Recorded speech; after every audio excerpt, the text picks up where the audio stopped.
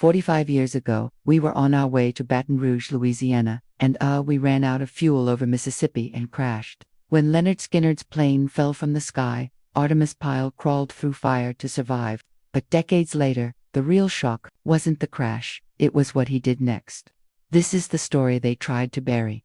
Artimus Pyle never tried to be a star. He just wanted to keep the beat steady and strong behind the roar of Lynyrd Skynyrd's guitars and the wail of Ronnie Van's voice. His drums were thunder, but his life was silence until tragedy made him a symbol. He grew up in Louisville, Kentucky, a kid with more fire than money, banging on makeshift drum kits in the basement while his dad, a Marine pilot, inspired him to believe in honor and survival.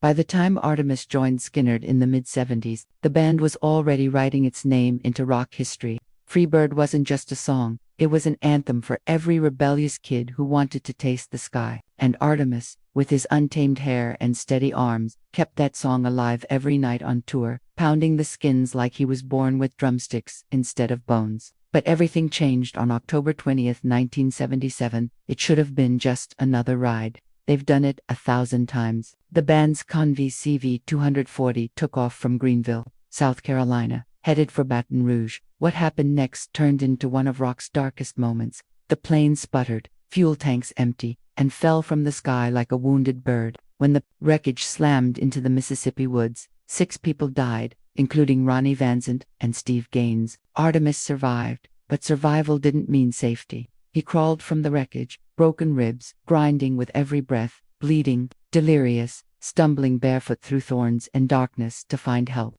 He flagged down a farmer's house, but instead of rescue, he was met with a shotgun. The farmer, terrified and confused, fired a warning shot over Artimus's head, convinced the bloodied stranger was a threat. That night haunted Artimus forever. He walked away with a legacy and a lifetime of scars, both inside and out. For decades, he was the plane crash survivor, the man who kept Lynyrd Skynyrd's flame alive in tribute bands and in the Rock and Roll Hall of Fame. But the truth is that survival can twist you up inside. The crash didn't just break his bones, it broke his trust, his friendships, and eventually his reputation. After Skynyrd regrouped in the 1980s, Artimus kept playing, but he never felt fully accepted again.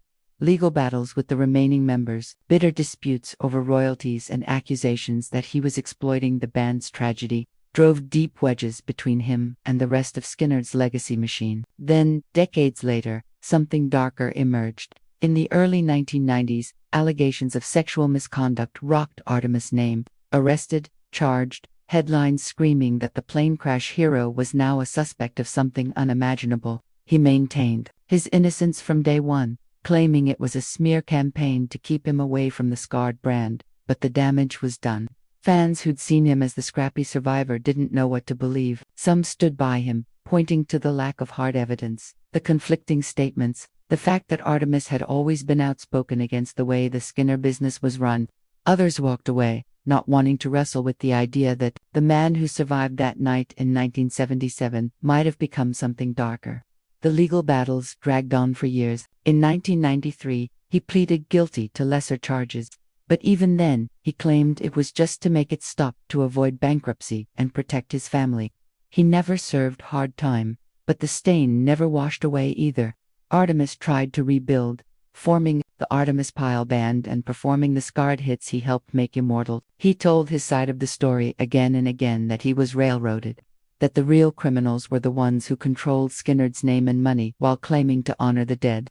He sued to make a movie about the plane crash, only to face court injunctions from surviving bandmates and families who said he had no right to tell that story. They called him a liar. He called himself the last honest witness. Through it all, he stayed on the road, battered drumsticks, battered spirit, but the same defiance that made him crawl through the Mississippi woods all those years ago. Fans who meet him today describe him as warm, talkative, and endlessly willing to relive the night that nearly killed him.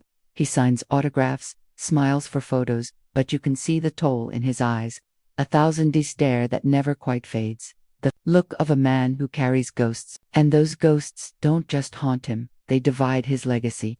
To some, Artimus Pyle is still the true keeper of Skynyrd's rebel soul, a drummer who refused to sell out, who kept the old songs alive on his own terms. To others, he's the man who turned survival into controversy, who dragged the band's sacred story through courtrooms and tabloid headlines. And in the end, the mystery isn't about what happened on that plane. It's about what survival does to a man when the world keeps pulling him back into the past.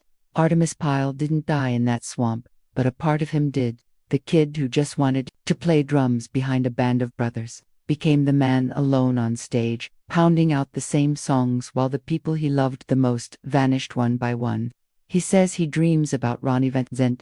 Sometimes they're back on the plane, laughing, young, invincible, and then he wakes up, every bone aching, the roar of Freebird echoing in his mind like a prayer he can't stop repeating.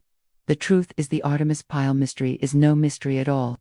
It's a tragedy in slow motion. The hero became the villain, the outcast stayed an outcast, and the beat goes on.